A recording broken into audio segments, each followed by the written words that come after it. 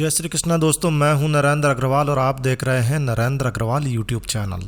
शास्त्रों के अनुसार भगवान विष्णु ने ब्रह्मा के पुत्र भृगु की पुत्री लक्ष्मी जी से विवाह किया था और भोलेनाथ शिव ने ब्रह्मा जी के पुत्र दक्ष की कन्या सती से विवाह किया था। लेकिन देवी सती दक्ष के यज्ञ कुंड में कूदकर भस्म हो गई थी और देवी सती से भोलेनाथ शिव के कोई पुत्र या पुत्री नहीं थी। तो अब प्रश्न यह है कि शिव के पुत्र कहाँ से आए, और वो भी एक नहीं दो नहीं बल्कि पूरे 6 पुत्र। तो आज का वीडियो बड़ा ही रोचक वीडियो है, जानकारी वर्धक वीडियो है। तो मेरा आपसे अनुरोध है इस वीडियो को पूरा देखिएगा, इसमें एकदम नई जानकारी है, अच्छी जानकारी है। तो आइए शुरू करते हैं। देवी सती के आत्मदाह करने के बाद सती ने अपना दूसरा जन्म पर्वतराज हिमालय की पुत्री उमा के रूप में लिया। देवी उमा ही बाद में पार्वती के नाम से विख्यात हुई। तो देवों के देव महादेव भोलेनाथ शिव और पार्वती का विवाह हुआ और फिर शिव जी का गृहस्थ जीवन शुरू हुआ। उनके जीवन में अनेक प्रकार की घटनाएं घटित हुई। माता पार्वती के साथ रहते हुए शिव जी के कई पुत्र हुए, लेकिन हम आपको यहाँ उनके प्रमुख 6 पुत्रों के बारे में ही जानकारी दे रहे हैं। तो शिव जी का पहला पुत्र गणेश। पुराणों में गणेश जी की उत्पत्ति की 2 विरोधाभासी कथाएं मिलती है। शास्त्रों के अनुसार भाद्रपद शुक्ल चतुर्थी को मध्याह्न के समय गणेश जी का जन्म हुआ था। गणेश जी के जन्म से 2 कथाएं जुड़ी है। पहली कथा है, इस कथा के अनुसार शनि की दृष्टि पड़ने से शिशु गणेश का सिर जलकर भस्म हो गया। इस पर दुखी पार्वती जी ने ब्रह्मा जी से कहा कि जिसका सिर सबसे पहले मिले उसे गणेश के सिर पर लगा दो। पहला सिर हाथी के बच्चे का ही मिला और इस प्रकार गणेश गजानन बन गए। दूसरी कथा के अनुसार गणेश जी को द्वार पर बैठाकर पार्वती जी स्नान करने लगी। इतने में शिव जी आए, पार्वती के भवन में प्रवेश करने लगे तो गणेश जी ने उन्हें रोका। क्रोधित शिव ने उनका सिर काट दिया। इन गणेश जी की उत्पत्ति पार्वती जी ने चंदन के मिश्रण से की थी। जब पार्वती जी ने देखा कि उनके बेटे का सिर काट दिया गया है तो काफ़ी क्रोधित हो गई। उनके क्रोध को शांत करने के लिए भगवान शिव ने एक हाथी के बच्चे का सिर गणेश जी के सिर पर लगा दिया और फिर से वो जी उठा। गणेश जी का दूसरा पुत्र है कार्तिकेय। शिव के दूसरे पुत्र कार्तिकेय को सुब्रमण्यम, मुरुगन के नाम से और स्कंद के नाम से भी जाना जाता है। उनके जन्म की कथा भी बड़ी विचित्र है। भारत में कार्तिकेय जी की पूजा मुख्यतः दक्षिण भारत में ज़्यादा होती है। अरब में भी कार्तिकेय जी की पूजा होती है। अरब में यजीदी जाति के लोग उन्हें पूजते हैं। ये उनके प्रमुख देवता हैं। उत्तरी पूर्व के निकटवर्ती प्रदेश उत्तर कुरु के क्षेत्र विशेष में ही इन्होंने स्कंद नाम से शासन किया था और इनके नाम से ही स्कंद पुराण है। चलिए इनके जन्म की कथा जानते हैं। जब पिता दक्ष के यज्ञ में भगवान शिव की पत्नी सती कूदकर भस्म हो गई तब शिव जी काफ़ी विलाप करने लगे। विलाप करते हुए गहरी तपस्या में लीन हो गए। उनका ऐसा करने से संपूर्ण सृष्टि शक्तिहीन होने लगी। इस मौके का फायदा दैत्य उठाने लगे। धरती पर तारकासुर नामक दैत्य का चारों ओर आतंक फैलने लगा। उस दैत्य की शक्ति के आगे देवताओं को पराजय का सामना भी करना पड़ा। तब चारों तरफ हाहाकार मचने लगा। सभी देवता ब्रह्मा जी के पास गए। तब ब्रह्मा जी ने कहा कि तारक का अंत शिव पुत्र के द्वारा ही संभव है। तब इंद्र और अन्य देवतागण भगवान भोलेनाथ शिव के पास जाते हैं। तब भगवान शंकर पार्वती के प्रति अपने अनुराग की परीक्षा लेते हैं और पार्वती की तपस्या से प्रसन्न होते हैं और इस तरह शुभ घड़ी और शुभ मुहूर्त में शिवजी और पार्वती का विवाह हो जाता है। शिव पार्वती के मिलन से कार्तिकेय जी का जन्म होता है। कार्तिकेय तारकासुर का वध करके देवों को उनका स्थान प्रदान करते हैं। पुराणों के अनुसार षष्ठी तिथि को कार्तिकेय भगवान का जन्म हुआ था और इसीलिए इस दिन उनकी पूजा का एक विशेष महत्व माना जाता है। शिवजी के तीसरे पुत्र का नाम है सुकेश। जी हाँ, शिव का एक तीसरा पुत्र था जिसका नाम था सुकेश। चलिए जानते हैं सुकेश के जन्म की कहानी। राक्षसों का प्रतिनिधित्व 2 दैत्यों को सौंपा गया, हेती और प्रहती। ये दोनों भाई थे। ये दोनों भी दैत्यों के प्रतिनिधि मधु और केटप के समान ही बलशाली और पराक्रमी थे।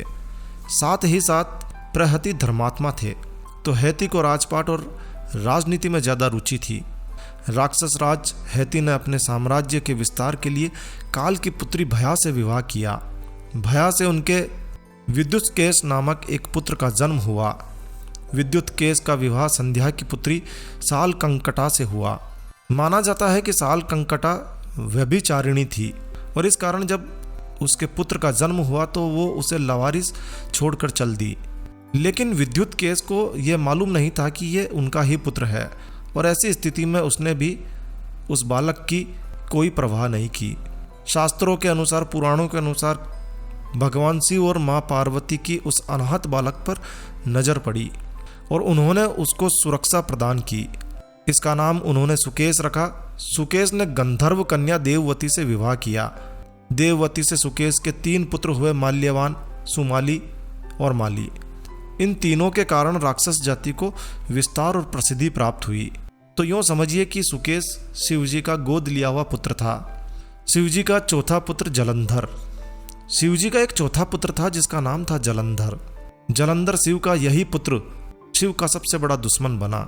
श्रीमद् देवी भागवत पुराण के अनुसार जलंधर असुर शिव का अंश था, लेकिन उसे इस बात का पता नहीं था। जलंधर बहुत ही शक्तिशाली असुर था। इंद्र को पराजित कर जलंधर तीनों लोकों का स्वामी बन बैठा। स्वयं काल यानी कि यमराज भी उससे डरते थे। श्रीमद् देवी भागवत पुराण के अनुसार एक बार भगवान शिव ने अपना तेज समुद्र में फेंक दिया और भगवान शिव के इस तेज से जलंधर की उत्पत्ति हुई। माना जाता है कि जलंधर में अपार शक्ति थी। वो अपार शक्तिशाली था और उसकी शक्ति का कारण था उसकी पत्नी वृंदा। वृंदा के पतिव्रत धर्म के कारण सभी देवी देवता मिलकर भी जलंधर को पराजित नहीं कर पा रहे थे। जलंधर को इससे अपने शक्तिशाली होने का अभिमान होने लगा और वह वृंदा के पतिव्रत धर्म की अवहेलना करके देवताओं के विरुद्ध कार्य कर उनकी स्त्रियों को सताने लगा। जलंधर को मालूम था कि ब्रह्मांड में उससे ज़्यादा शक्तिशाली कोई नहीं है और यदि कोई है तो वह है देवों के देव महादेव। जलंधर ने खुद को सर्वशक्तिमान रूप में स्थापित करने के लिए सबसे पहले इंद्र को परास्त किया और त्रिलोकधिपति बन गया। इसके बाद उसने भगवान विष्णु लोक पर आक्रमण किया। जलंधर ने विष्णु को परास्त कर देवी लक्ष्मी को विष्णु से छीन लेने की योजना बनाई थी। इसके चलते उसने वैकुंठ पर आक्रमण कर दिया। लेकिन देवी लक्ष्मी ने जलंधर से कहा कि हम दोनों तो जल ही से उत्पन्न हुए हैं और इसीलिए हमारा रिश्ता तो भाई बहन का है। देवी लक्ष्मी की बातों से जलंधर काफ़ी प्रभावित हुआ और देवी लक्ष्मी को बहन मानकर वैकुंठ से चला गया। इसके बाद उसने कैलाश पर आक्रमण करने की योजना बनाई और अपने सभी असुरों को इकट्ठा कर लिया और कैलाश जाकर देवी पार्वती को अपनी पत्नी बनाने का प्रयास करने लगा। माता पार्वती जलंधर के इस कृत्य से बेहद क्रोधित हो गई और तब महादेव को जलंधर से युद्ध करना पड़ा। लेकिन जलंधर की पतिव्रता पत्नी वृंदा के सतीत्व के कारण भगवान शिव का हर प्रहार निष्फल हो जाता। अंत में देवताओं ने मिलकर एक योजना बनाई। भगवान विष्णु जलंधर का वेश धारण करके वृंदा के पास पहुंच गए। वृंदा भगवान विष्णु को अपना पति जलंधर समझकर उनके साथ पत्नी के समान व्यवहार करने लगी। ऐसा करने से वृंदा का पतिव्रत धर्म टूट गया और तब भोलेनाथ शिव ने जलंधर का वध कर दिया। भगवान विष्णु के द्वारा वृंदा का सतीत्व भंग कर दिए जाने के बाद जलंधर की पत्नी वृंदा ने आत्मदाह कर लिया और तब उसकी राख से तुलसी के एक पौधे का जन्म हुआ। भस्म होते होते वृंदा ने भगवान विष्णु को श्राप दिया कि तुम पत्थर हो जाओ और इसी कारण से भगवान शालिग्राम हो गए। क्योंकि वो वृंदा के श्राप को विफल नहीं करना चाहते थे तो स्वयं ही पत्थर रूप में बदल गए। तुलसी देवी वृंदा का ही स्वरूप मानी जाती है, जिसे भगवान विष्णु लक्ष्मी जी से भी अधिक प्रिय मानते हैं।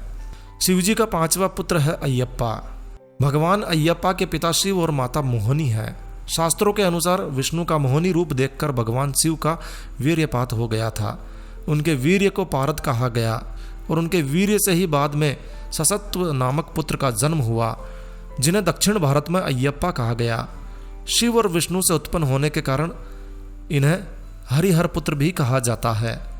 केरल में सबरीमलई में अयप्पा स्वामी का एक प्रसिद्ध मंदिर है, जहां विश्व भर से लोग शिव के इस पुत्र के मंदिर में दर्शनों के लिए आते हैं।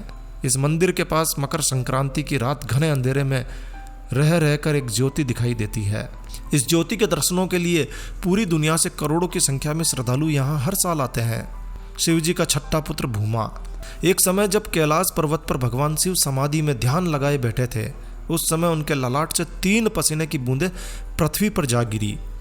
इन बूंदों से पृथ्वी ने एक सुंदर और प्यारे बालक को जन्म दिया, जिसके 4 भुजाएं थी और वह रक्त वर्ण का था।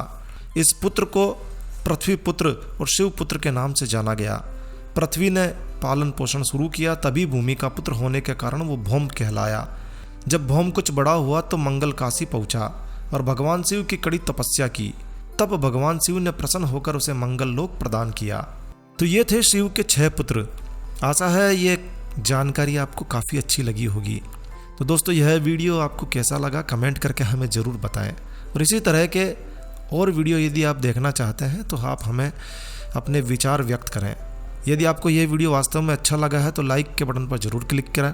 और यदि आपने हमारा ये चैनल सब्सक्राइब नहीं किया हुआ है तो कृपया चैनल सब्सक्राइब कर लीजिए, क्योंकि इस चैनल पर हम लेकर आते हैं तरह तरह की धार्मिक जानकारियाँ, होम रेमेडीज, होम टिप्स और कई तरह की जानकारियाँ। तो सब्सक्राइब करने पर आपको हमारे नए वीडियोस की अपलोड्स लगातार निरंतर मिलती रहेगी। तो अभी सब्सक्राइब के लाल बटन पर क्लिक करके चैनल सब्सक्राइब कर लीजिए। तो एक नया वीडियो, एक नई जानकारी लेकर मैं आपका दोस्त नरेंद्र अग्रवाल फिर मिलूंगा। तब तक के लिए stay healthy, stay happy. Thank you for watching my video. Thanks. जय श्री राम, जय हनुमान।